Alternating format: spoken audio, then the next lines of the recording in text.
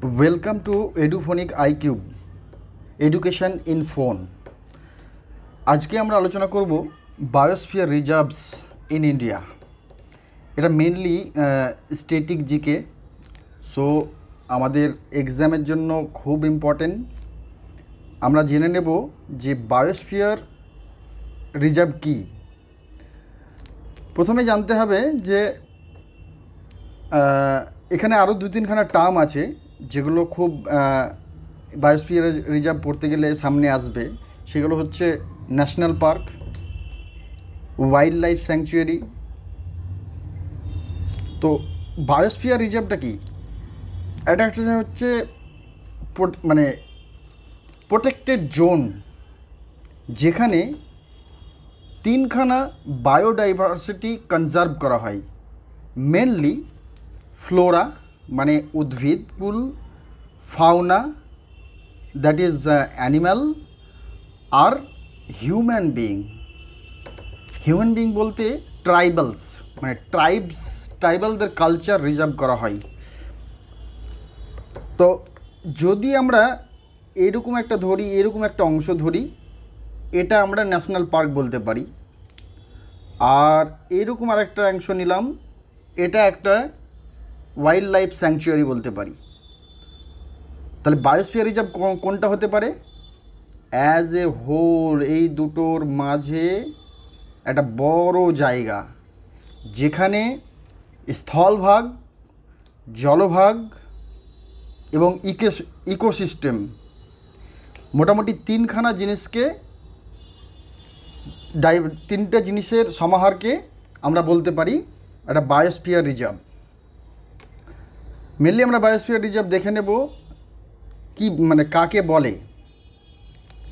এটা both টেরিস্টেরিয়াল and coastal ecosystem. তাহলে এটা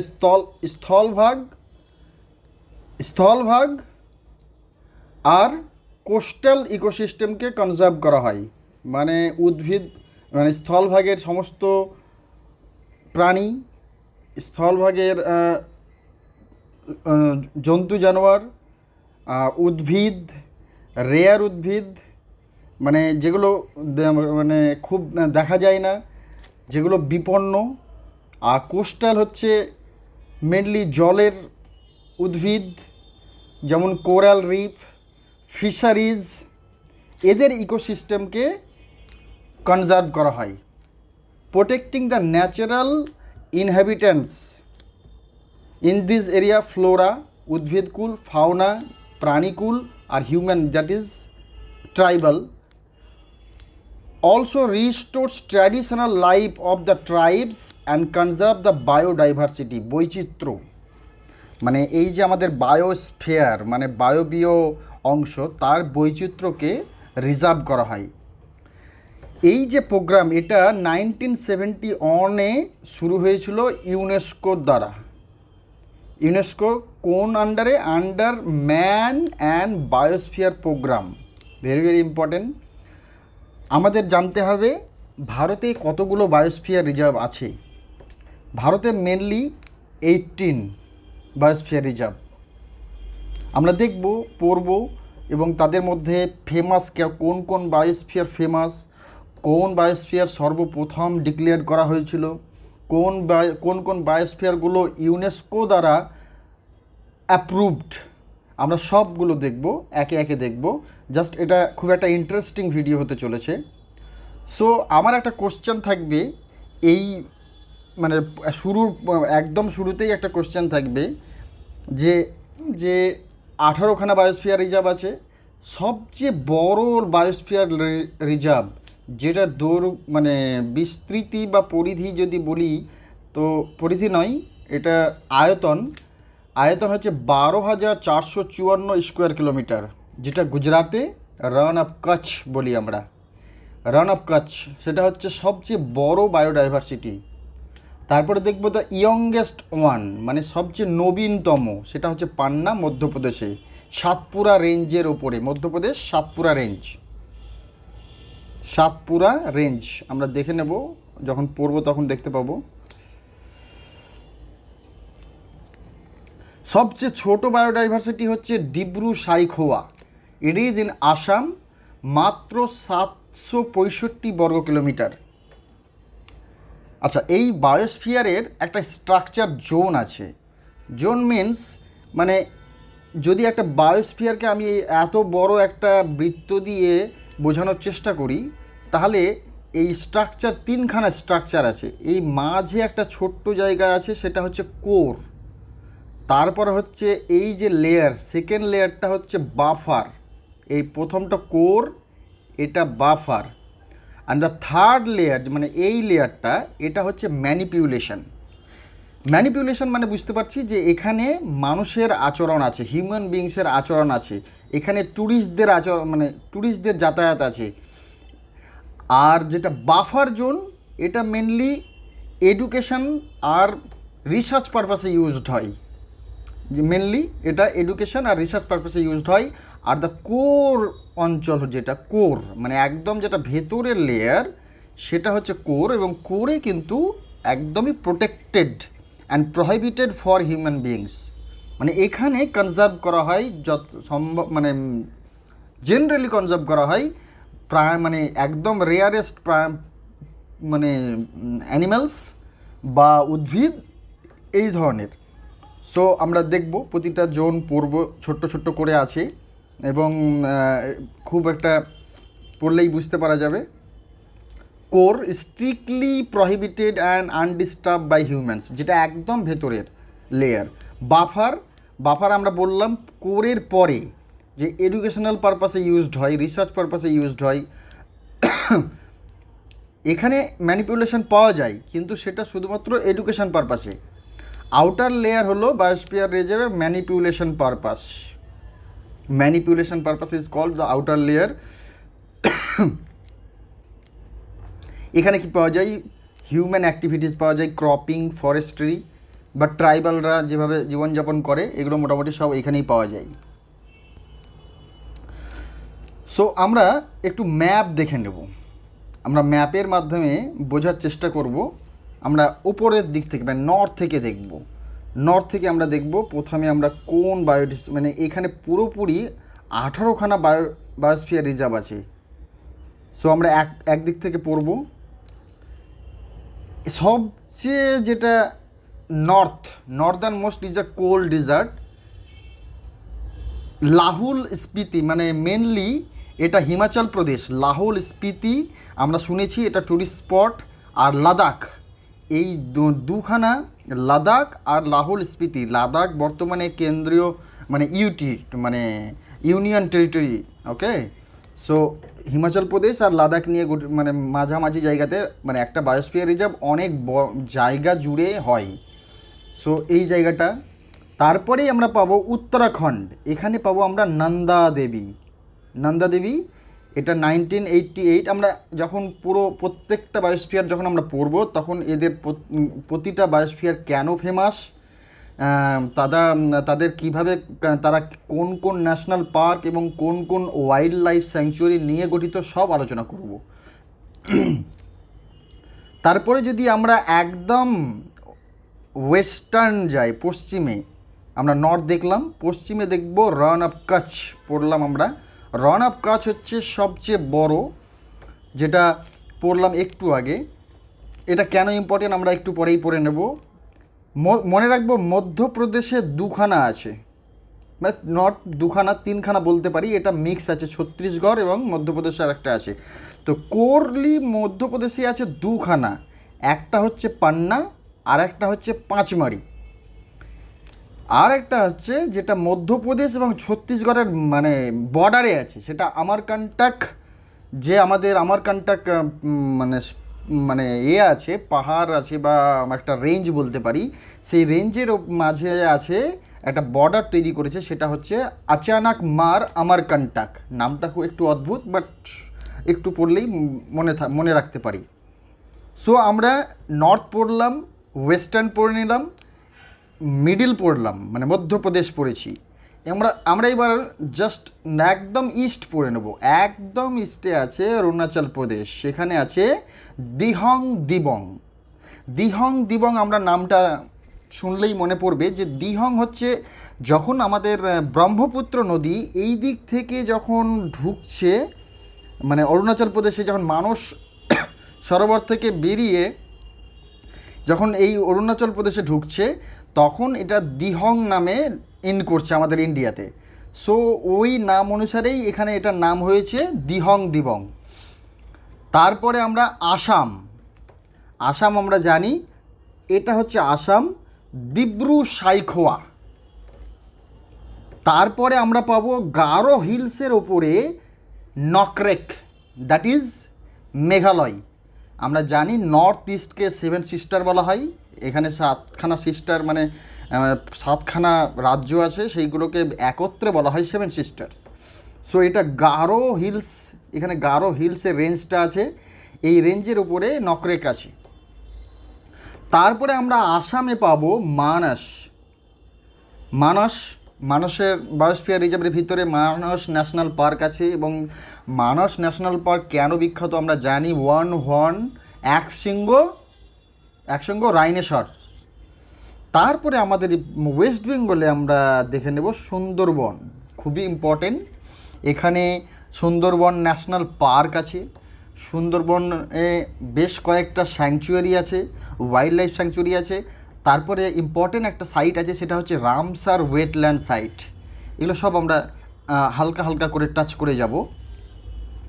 তারপরে যদি আমরা বেঙ্গল থেকে উড়িষ্যার দিকে যাই, তাহলে এখানে পেয়ে যাব আমরা শিমলিপাল, দ্যাট ইজ ইন উড়িষ্যার শিমলিপালের ভিতরে পাবো আমরা ভিতরকণিকা, বাহিরকণিকা ন্যাশনাল পার্ক পাবো, ওয়াইল্ড লাইফ স্যাংচুয়ারি পাবো। সেখানে আমরা দেখব অলিভ রিডলে টার্টল দেখতে পাবো, যেটা একমাত্র বাহিরকণিকা ন্যাশনাল মানে ওয়াইল্ড লাইফ স্যাংচুয়ারিতেই দেখতে পাওয়া যায়, ইম্পর্টেন্ট। সো আমরা এবার আসবো একদম সাউথে আমরা আসবো। সাউথে আমরা মোটামুটি 4খানা দেখতে পাবো বায়োস্ফিয়ার রিজার্ভ। সেগুলো হচ্ছে, প্রথমটা হচ্ছে আন্ধ্রপ্রদেশ শেষাচালাম। মেনলি আমরা জানি এই বরাবর ইস্টার্ন ঘাট আছে, সো ইস্টার্ন ঘাটের উপরে শেষাচালাম পাবো। আমি গালফ অফ মান্নারটা পরে পড়ছি। তারপরে আমরা মালাবার উপকূল অঞ্চল পাবো, মানে দ্যাট ইজ কেরালা মালাবার উপকূল অঞ্চল, বা আমরা বলতে পারি যে এই ওয়েস্টার্ন ঘাটে পাবো 2খানা। একটা হচ্ছে খুবই ইম্পর্টেন্ট, এটা আমরা মনে রাখবো এই কারণেই যে this one is the first biosphere reserve declared by the government. Okay, so Nilgiri 1986। এটা আরও ইম্পর্টেন্ট তার কারণ এখানে 3খানা রাজ্য একসাথে মিশে এই একটা বায়োস্ফিয়ার রিজার্ভ তৈরি হয়েছে। প্রথম হচ্ছে কেরালা, তারপরেরটা হচ্ছে কর্ণাটক, আর একটা হচ্ছে তামিলনাড়ু। 3খানা রাজ্যের বর্ডার দিয়ে নীলগিরি তৈরি হয়েছে। আর নীলগিরিতে কেন বিখ্যাত নীলগিরি বায়োস্ফিয়ার, তার প্রধান কারণ হচ্ছে নীলগিরিতে নীলগিরি টর বা নীলগাই আছে। আর একটা পাবো কেরালাতে, সেটা হচ্ছে আগাস্থামালাই, এটাও ওয়েস্টার্ন ঘাট পর্বতমালার উপরে আগাস্থামালাই। আর আমি গালফ অফ মান্নার মেনলি হচ্ছে পুরোটাই মেরিন, মানে জলের ওপরে আছে। এখানে জলজ উদ্ভিদ এবং প্রাণীকুলকে কনজার্ভ করা হয়, এবং এখানে ভারতের প্রথম মেরিন ন্যাশনাল পার্ক আছে। আমরা সবগুলো পড়ব। জাস্ট এই যদি আমরা যদি ম্যাপ দিয়ে পড়ি, আমরা যখন জিওগ্রাফি পড়ব, সেটা যে কোনো পোর্শন পড়ি না কেন, আমরা ম্যাপ দিয়ে পড়ার চেষ্টা করব। হ্যাঁ, আমি একটা মিস করেছি, সেটা হচ্ছে একদম সিকিমে আমাদের একটা আছে কাঞ্চনজঙ্ঘা একটা খুব ইম্পর্টেন্ট বায়োস্ফিয়ার রিজার্ভ। তার প্রধান যেটা পয়েন্ট সেটা হলো এটা হচ্ছে মিক্স হেরিটেজ। কাঞ্চনজঙ্ঘা আমরা পড়ব এই কারণেই যে কাঞ্চনজঙ্ঘা হচ্ছে প্রথম ভারতীয় মিক্সড হেরিটেজ, মানে এখানে ন্যাচারাল আর কালচারাল হেরিটেজ দুটোকে প্রিজার্ভ করা হয়েছে প্রথম।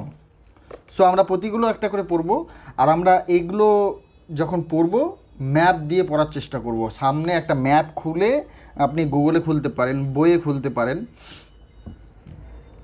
So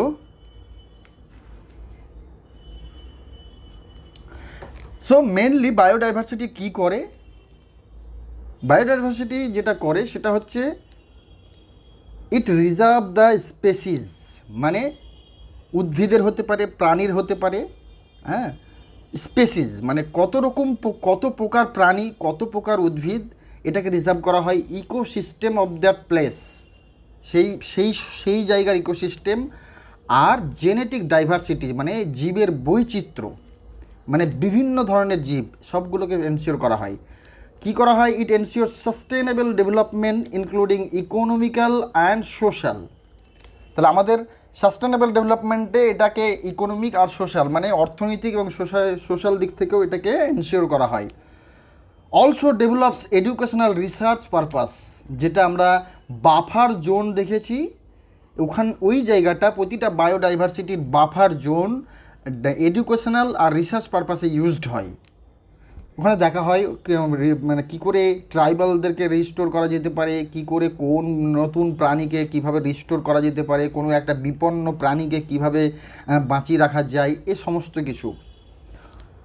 Flora fauna, water spring protection, মোটামুটি সয়েল ইরোশন সবই দেখা হয়। তো প্রথম বায়োডাইভার্সিটি যেটা ডিক্লেয়ার করা হয়েছিল সেটা ছিল ভারতে 1986 সাল, ভারতে 1986 সাল আন্ডার মালাবার রেইন ফরেস্ট। এটা কেরালাতে, কেরালা, নট অনলি কেরালা, তামিলনাড়ু, কেরালা আর অন্ধ্রপ্রদেশ, নীলগিরি। এটাতে কি কি জিনিস আমরা দেখতে পাবো? মুদুমালাই ওয়াইল্ড লাইফ স্যাংচুরি আছে, ওয়াইনাড আছে wild life sanctuary, Bandipur national park আছে, নাগারহোল ন্যাশনাল পার্ক আছে আর সাইলেন্ট ভ্যালি আছে। এই কটা জিনিস আমাদেরকে নীলগিরিতে মনে রাখতে হবে। নীলগিরি ইম্পর্টেন্ট কিসের জন্য? Nilgiri important for Nilgiri tahr, Nilgiri টর, টর, টর মানে গাই, নীল গাই। কী কী আছে ফ্লোরা? অ্যাডেনুন আর ক্যালাকান্থাস। ফাউনা কী কী আছে? Nilgiri tahr, Nilgiri langur, tiger fish, danio, নীলগিরিয়ানথিস, এক প্রকারের ফিশ আছে খুবই ইম্পর্টেন্ট, ড্যানিও, নীলগিরি নামেই নাম ড্যানিও নীলগিরি ফিশ। ট্রাইবাল আছে কি কোটাস, টোডাস আর ইরুলাস। এটা ইউনেস্কো রিকগনাইজড। মনে রাখবেন 18খানা বায়োস্ফিয়ারের মধ্যে মাত্র 10খানা ইউনেস্কোতে লিস্টেড আছে। ইউনেস্কো যে ম্যান এবং বায়োস্ফিয়ার প্রোগ্রাম আছে সেই তার আন্ডারে মাত্র 10খানা আছে, এটা একটা। আমি পরে লিস্ট দিয়েছি লাস্টে, সেটা একবারেই দেখে নেব, তাহলে বোঝা যাবে। Second one is the Nanda Devi. Nanda Devi আমরা পড়লাম, এটা নর্থে, এটা Uttarakhand, mainly establish in 1988, Himalayan mountain, Uttarakhand. এখানে আছে নন্দা দেবী ন্যাশনাল পার্ক আছে আর ভ্যালি অফ ফ্লাওয়ার্স আছে। এটা একটা ওয়ার্ল্ড হেরিটেজ সাইটও বটে। সো হাইয়েস্ট অল্টিটিউড হচ্ছে 7817। আমরা জানি মানে মানে বিবাদ ছাড়া, মানে একদম যদি জিজ্ঞাসা করা হয় ভারতের মানে কোনো রকম মানে মতপার্থক্য ছাড়া যদি বলা হয় যে একমাত্র ইন্ডিয়ান সবচেয়ে বড় উঁচু পিক কোনটা, আমরা নন্দা দেবী বলবো। এটা একটা পিকের নাম। ভারতের সবচেয়ে উঁচু পিক হচ্ছে 7817 নন্দা দেবী, আনডিসপিউটেড, মানে যেখানে কোনো বিবাদ নেই। তাছাড়া এমনি আমরা পড়বো গডউইন অস্টিন বা কাঞ্চনজঙ্ঘা, এগুলো বিবাদ। মানে কেন বিবাদ? গডউইন অস্টিন এখন পক অকুপায়েড কাশ্মীরের মধ্যে পড়ে, অতএব আমরা ওটাকে ফুললি ইন্ডিয়ান বলতে পারি না। আবার এখানে যে মানে কাঞ্চনজঙ্ঘা সেটা নেপাল এবং ভারতের বর্ডারে পড়ে, ওটাও আমরা বলতে পারি না। অতএব যদি নন্দা দেবী ইম্পর্টেন্ট। সো এই নন্দা দেবীতে কিসের জন্য ইম্পর্টেন্ট? নন্দা দেবীতে যে রোডেনড্রন বলে একটা উদ্ভিদ পাওয়া যায় মানে পাহাড়ি অঞ্চলে। আর আছে কি স্নো লিওপার্ড। স্নো লিওপার্ড খুব ইম্পর্টেন্ট। যতগুলো আমরা পাহাড়ি এলাকার যেমন কোল্ড ডিজার্ট পড়বো সেখানেও দেখবো স্নো লিওপার্ড আছে, কাঞ্চনজঙ্ঘা পড়বো সেখানেও স্নো লিওপার্ড পাবো। বাস এইভাবেই মনে রাখবো আমরা। নেক্সট আমরা পড়বো নকরেক। এটা মেঘালয়ে আমরা জানি, পড়েছি। তুরা রেঞ্জ, মেঘালয়ের তুরা রেঞ্জ, তুরা রেঞ্জের নকরেক ন্যাশনাল পার্ক নিয়ে গঠিত। কি আছে এখানে? এভারগ্রিন আর ডেসিডিয়াস ফরেস্ট পাওয়া যাবে। উদ্ভিদগুলো কি? গ্র্যান্ড রাসমালা, লালি আর ওয়াইল্ড লেমন। এই ওয়াইল্ড লেমন খুব ইম্পর্টেন্ট, সাইট্রাস ইন্ডিকা যার বিজ্ঞানসম্মত নাম। আর এখানে স্ট্যামটেল ম্যাকাও আর জায়ান্ট ফ্লাইং স্কুইরেল, এই দুটো জিনিস দেখতে পাই। জায়ান্ট ফ্লাইং স্কুইরেল আমরা মধ্যপ্রদেশেও দেখতে পাবো। তারপরে আছে নেক্সট মানাস। মানাস ইম্পর্টেন্ট বলেছি যে এখানে এক শৃঙ্গ ওয়ান হর্ন রাইনোসরস পাওয়া যায় আর রেড পান্ডা পাওয়া যায়। মানস ওয়াইল্ড লাইফ আছে, মানস ন্যাশনাল পার্ক আছে এবং প্রজেক্ট টাইগার আছে, তিনখানা জিনিস, এবং অবশ্যই এটা ইউনেস্কো অ্যাপ্রুভড। সো আপনারা যখন এটা পড়বেন অবশ্যই একটা এক্সারসাইজ বুক আর পেন নিয়ে বসবেন এবং এগুলো নোট ডাউন করবেন, স্ক্রিনশট নিয়ে নিতে পারেন। আমি ভিডিও লেংদি হয়ে যাবে যদি খুব বেশি করে বোঝাতে যাই, সো জাস্ট আমি টাচ করে যাচ্ছি। Sundarban, next one is the Sundarban, very very important for the WBCS aspirants. Largest, এটা কেন ইম্পর্টেন্ট? প্রথমত হচ্ছে বিশ্বের সবচেয়ে বড় ডেল্টা, আর ইম্পর্টেন্ট হচ্ছে ম্যানগ্রোভ ফরেস্ট। এটা এই বায়োস্ফিয়ার রিজার্ভটাকে জেনারেলি আমরা ম্যানগ্রোভ ফরেস্টের জন্যই জানবো, important, famous for mangrove forest.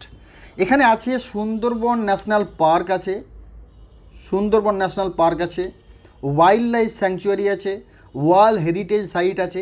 এই যে পাশে পাশে শালগুলো আছে আপনারা এগুলো কিন্তু প্লিজ নোট ডাউন করে রাখবেন। আর ইম্পর্টেন্ট, এটা হচ্ছে 2019-এ রামসার ওয়েটল্যান্ড হিসাবে ঘোষিত হয়েছিল।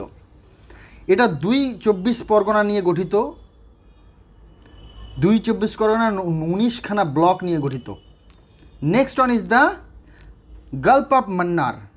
আমি এইভাবে সাজিয়েছি, তার প্রধান কারণ যে যে সালে ডিক্লেয়ার হয়েছে সেই অনুযায়ী আমি এগুলোকে সাজিয়ে একটা নোট তৈরি করেছি। গালফ অফ মান্নার এটা তামিলনাড়ুতে, আমি বলেছি এটা মেরিন, জলের ওপরে, endowed with the 3 distinct coastal ecosystem. Coral reef পাওয়া যায় এখানে, সি গ্রাস বেড পাওয়া যায়, আর ম্যানগ্রোভও দেখতে পাওয়া যায়।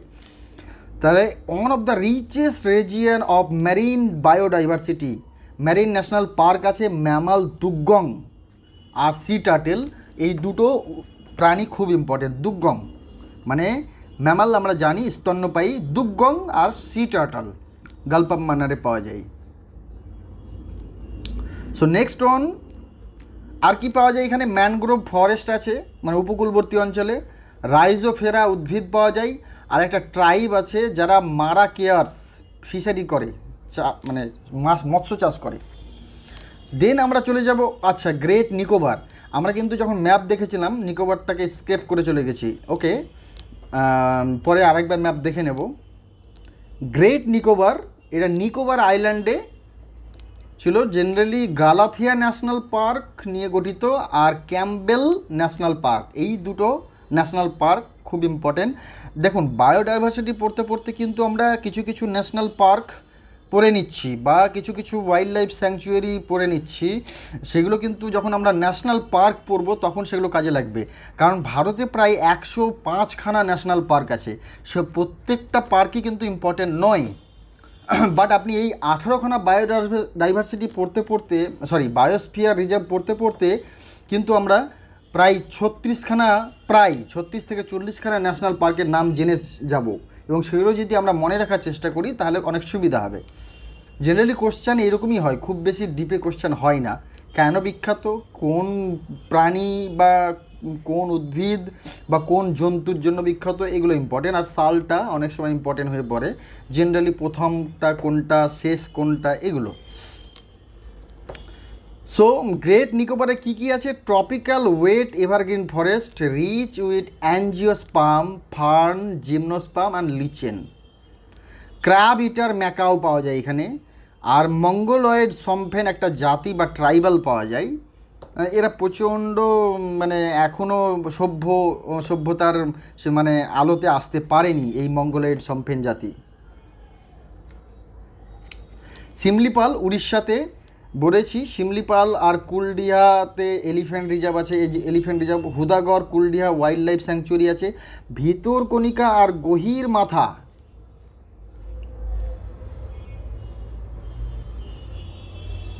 মেরিন ওয়াইল্ড লাইফ স্যাংচুয়ারি আছে, famous for olive ridley turtle.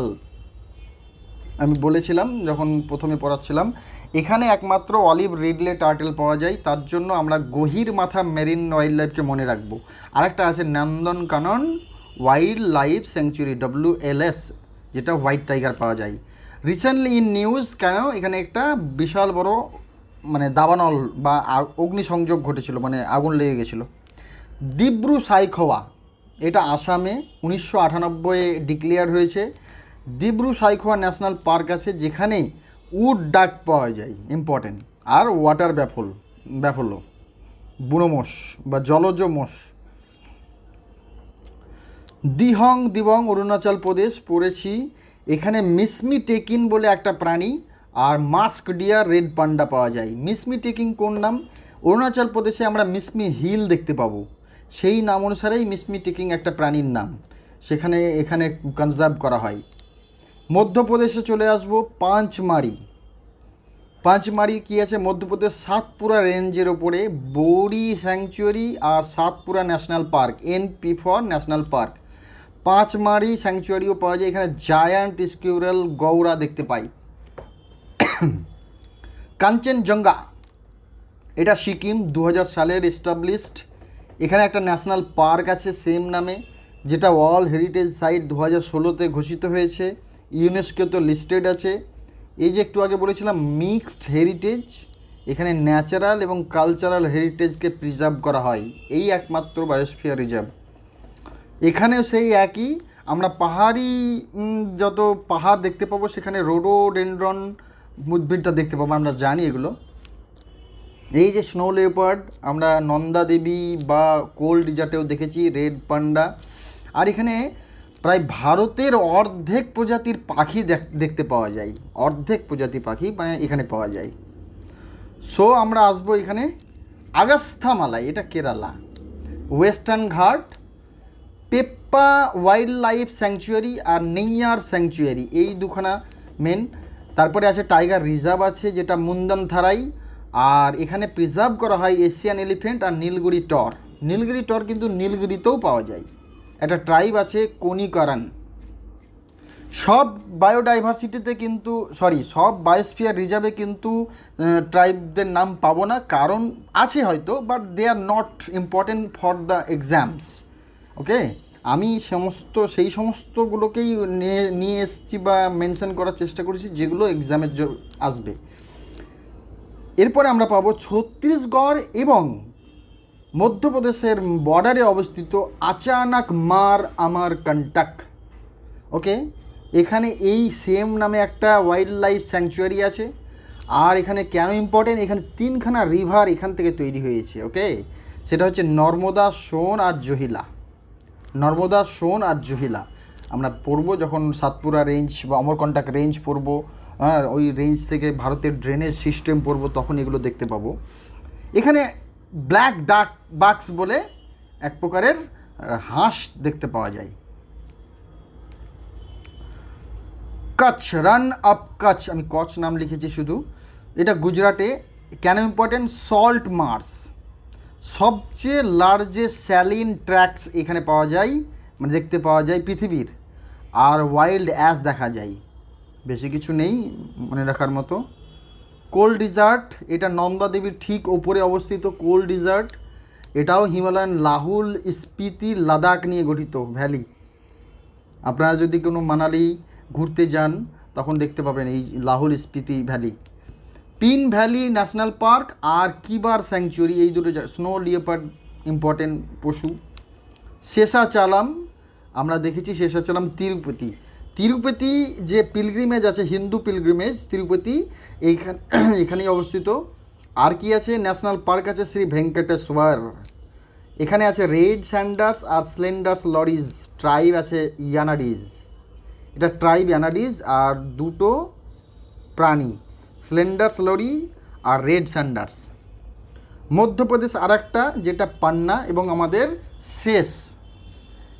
সবচেয়ে শেষ বা নবীনতম যেটাকে বলি 2011 সালে ঘোষিত হয়েছিল পান্না ন্যাশনাল পার্ক এবং টাইগার রিজার্ভ নিয়ে গঠিত। এখানে চিংকারা হরিণ পাওয়া যায় আর টাইগার পাওয়া যায়।